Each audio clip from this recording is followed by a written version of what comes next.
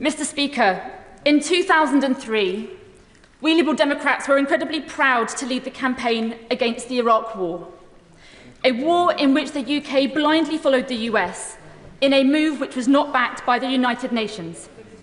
In light of reports that President Trump is seriously considering joining the war between Israel and Iran, launching a US strike against Iran's nuclear facilities, can the Deputy Prime Minister confirm that if President Trump does do this, that today's Labour government will not blindly follow the US into war again? Deputy Prime Minister. Well, Mr. Speaker, the one thing I will say is we agree with President Trump that Iran must never have nuclear weapons.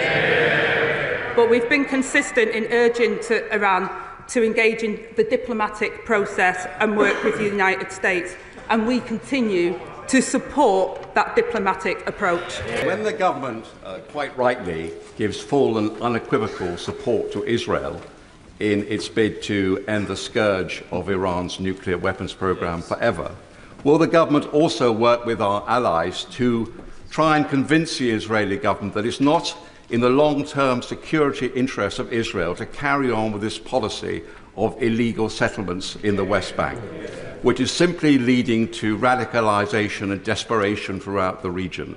Have not the overwhelming majority of Palestinian people have the right to yearn for peace and security in their own homeland, as the Jews yearn for their homeland for 2,000 years?